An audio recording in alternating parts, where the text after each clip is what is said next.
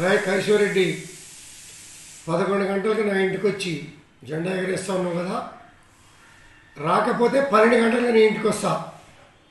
Broker నా కొడుక పార్టీలో చేరి పార్టీని బస్టు పట్టించింది కాక, పాత ముఖ్యమంత్రి గారిని నాశనం చేసింది కాక, కాంగ్రెస్ పార్టీ నుంచి కొంతమంది పెద్దలను తీసుకొచ్చి బీఆర్ఎస్లో జాయిన్ చేస్తామని చెప్పి తీసుకొచ్చినటువంటి బ్రోకర్ నా కొడుకు నువ్వు బ్రోకర్ నా కొడుకులతో నా ఇంటి మీద జెండా ఎగరేసుకోవడానికి సిద్ధంగా లేం. చేతులు కట్టుకుని కూర్చోలా. నా కొడుక నువ్వు నేను తేల్చుకుందాం రా. ధైర్యం ఉంటే నా కొడుక, లేకపోతే నేను వస్తా. నా పోలీస్ సిబ్బంది కూడా అవసరం లే, వాడో మేము తేల్చుకుంటాం. ఇది బీఆర్ఎస్ పార్టీకి నాకు కాదు యుద్ధం, కౌశిక్ రెడ్డి గారికి నాకు యుద్ధం. తేల్చుకుందాం. నువ్వు నేను దేనికైనా సిద్ధమైన కొడుక, రా తేల్చుకుందాం. నీలాగా పూటకొక పార్టీ పూటకో నిమిషం మారే బ్రోకర్వి నువ్వు. ఎలా కంచెలేసి ఎలా మీరు నన్ను ఆపిర్రు, పర్వాలేదు.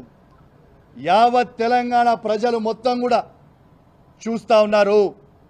ఇలా మీరు బీఆర్ఎస్ పార్టీయా కాదా అనేది మొత్తం ప్రజలు చూస్తూ ఉన్నారు. మీరు వాడే భాష షేర్లింగంపల్లి ప్రజలు మొత్తం కూడా చూస్తూ ఉన్నారు. ఇంకోటి కూడా చెప్తున్నా మిస్టర్ గాంధీ గారు, నేను ప్యూర్ తెలంగాణ గడ్డ మీద పుట్టిన బిడ్డని. ఏడు నుంచో వచ్చి మా గడ్డ మీద కూర్చొని నువ్వు సవాల్ విసురితే చూసుకుంటా ఊకోనికే ఇక్కడ భయపడతామనుకున్నావా ఏంది బిడ్డ? నిన్న నేను పొద్దున్నే కేటీఆర్ గారితో హరీష్ రావు గారితో ఫోన్ మాట్లాడి పర్మిషన్ తీసుకొని మరీ చెప్తా ఉన్నాను. రేపు పొద్దున 11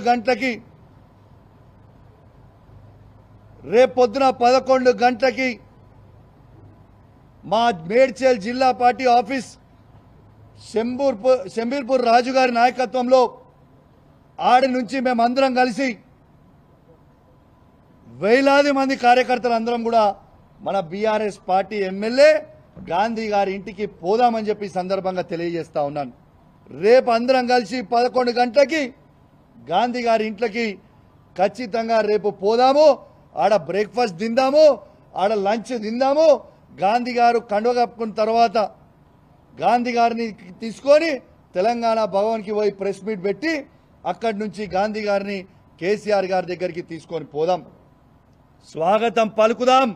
మళ్ళీ ఏమంటాడు, బీఆర్ఎస్ పార్టీతోనే ఆయనకు పంచాయతీ కాదట, కౌశిక్ రెడ్డితోనే ఆయనకు పంచాయతీ అట. నీకు నాకేమైనా భూమి తగాదాలు ఉన్నాయా? నీకు నాకేమైనా అన్నదమ్ముల పంచాయతీలు ఉన్నాయా?